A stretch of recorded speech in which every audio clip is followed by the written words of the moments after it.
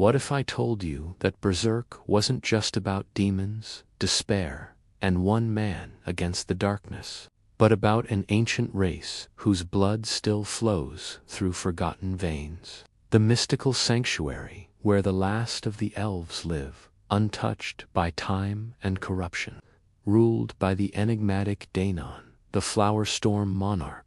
Elfhelm is the only peaceful, uncorrupted place left in the world of Berserk. That's not a coincidence, that's power.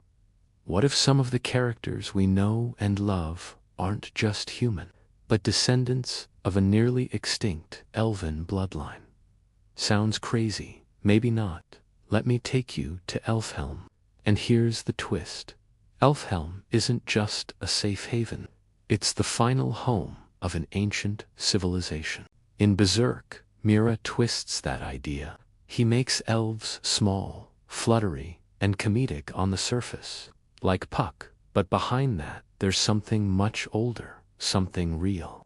But during her recovery, she experiences vivid dreams filled with symbolism and spiritual depth. Her bond with the astral world isn't accidental. But maybe that's the point. Maybe Guts is the bridge, the protector, the one destined to carry the last sparks of magic across a crumbling world.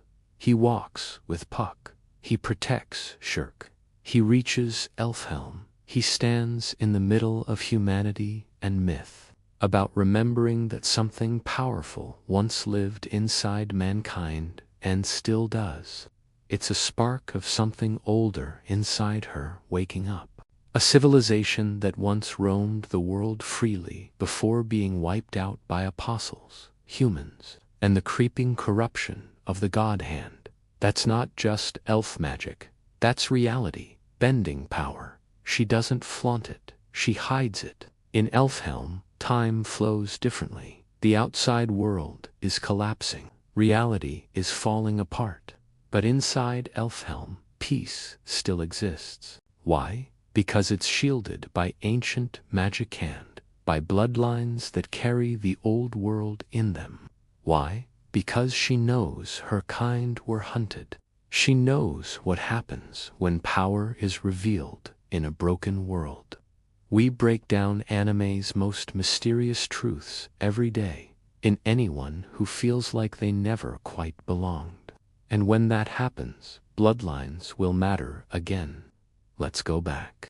In mythology from Tolkien to Norse legends weren't jokes. They were wise, magical, and immortal beings. Let's talk about Danan, the flower storm monarch. She can manipulate appearance, control dreams, and exist in both the astral and physical realms. Now here's where it gets really interesting. Even the merging of the physical and astral realms shows that ancient power is reawakening. What if some of the main characters, Fornez, Schierke, Casca, aren't fully human? She connects with elemental spirits, navigates dream realms, and resists spiritual corruption.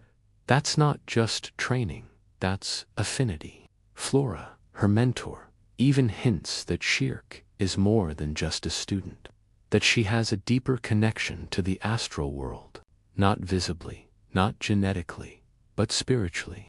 They may be carriers of diluted elven blood. Schierke, for example, a prodigy in astral magic, and Danan's reaction to Schierke when they meet. It's not just curiosity, it's familiarity, recognition, like she sees something of herself in her. Then there's Casca. For most of the series, she suffers from trauma-induced silence. Let's address Guts. No, he doesn't have elven blood. He bleeds rage, sorrow, and raw human strength.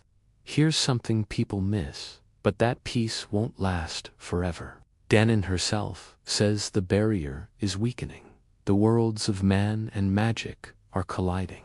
So what if the true story of Berserk isn't just about revenge and survival, but about rediscovering a lost identity? The elves may be few, but they're not gone.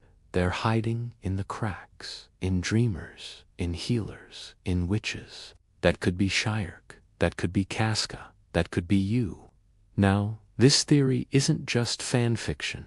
Miura planted these seeds carefully. The astral world, the elven kingdom, the concept of spiritual resonance. So, next time you watch Berserk, ask yourself, who is really human, and who's carrying something older? If this made you see the story differently, let us know your thoughts in the comments. And hey, if you're as fascinated by these deep dives and theories as we are, hit that subscribe button. The bloodline may be forgotten, but the legacy is not. And Berserk, it's not just a story. It's a prophecy. This is Shonen Shadows. Thanks for watching.